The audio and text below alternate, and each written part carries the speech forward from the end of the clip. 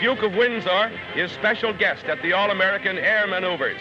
He flew over from the Bahamas to witness the thrilling cavalcade of stunts and stunt flyers headed by Uncle Sam's fighter planes.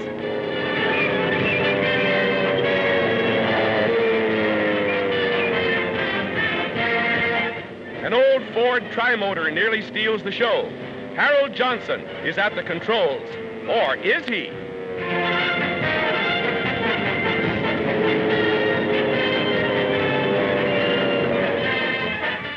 Hold everything. Here comes Tommy Boyd, alias the Batwing, and he's coming fast in a delayed jump that's hard on the nerves. But he finally opens up, much to the relief of the thousands here, including the Duke of Windsor. He's down the hard way. Nice kind of work, but he can have it. Building planes for aid to Britain. Martin bombers in quantity production at Middle River, Maryland. As the Lend-Lease bill becomes law, the stream of war supplies that it authorizes begins to flow, aviation equipment especially.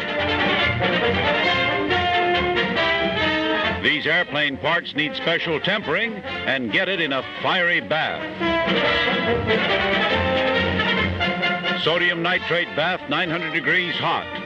The motors are monster producers of horsepower, the mighty energy needed to propel a swift bomber. Ready to fly in the climax of the battle for Britain.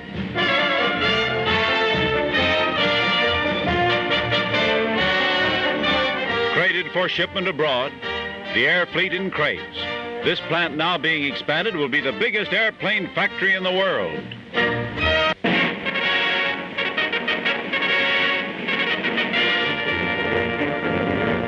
War aid for Britain and Greece begins with speed and drama. Minutes after its final approval, the historic Lend-Lease bill is signed by President Roosevelt. 5 minutes later, the President approves the first transfers of war material. 3,000 miles away, King George gives personal welcome to America's new ambassador, John G. Winan. Britain hails Lend-Lease aid as a Magna Carta of fate. A British harbor sees 4 more overage American destroyers. Under the new bill, $629 million worth of warships and merchantmen may be provided.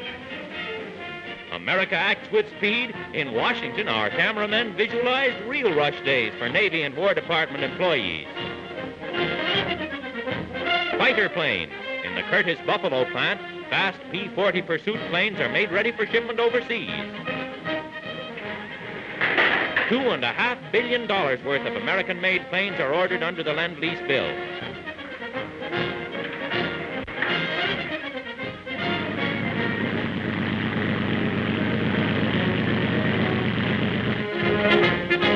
Ready now is vast power for Britain. U.S. cruisers of the Omaha class are reported to be slated for immediate transfer. Flying fortresses for Britain.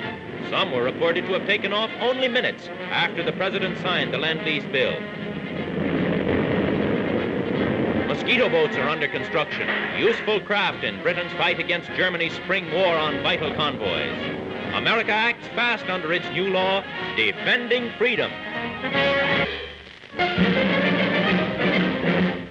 It's a gala day at the big consolidated plane plant. Canadian Air Marshal Bishop, the world's greatest living World War ace, who downed 72 enemy planes, is here to visit with plant heads and the 16,000 employees now turning out huge bombers for Britain.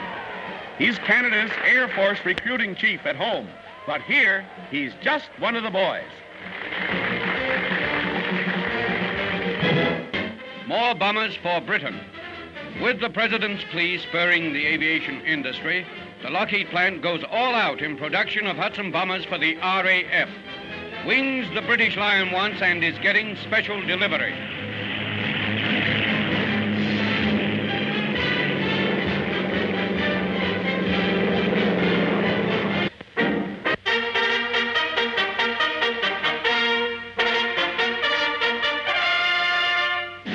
The new Chief of the Army Air Corps Ferry Command, Colonel Robert Olds, whose exploits as a #1 Army airman have made flying history. He gives orders to his pilots, and they're off on a mission. Their task is to pilot aid to Britain bombers to Canada, where the planes are taken over by the British to be flown across the Atlantic to Britain. So here at Detroit, the ferrying operation begins.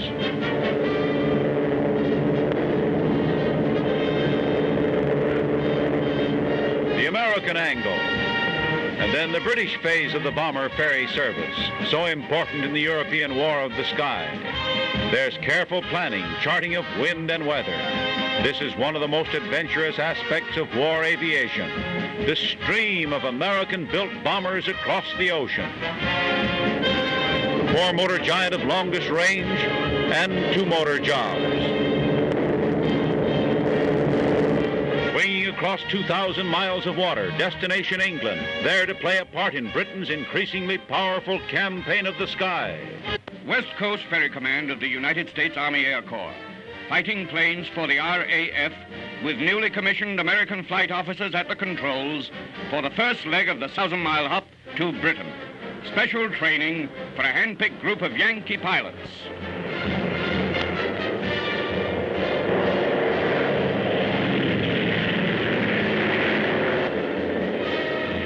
This ferry service, taken over by the government 5 months ago, already has started nearly 1,000 planes on their way. Uncle Sam's Air Force does its share to keep them flying for the RAF.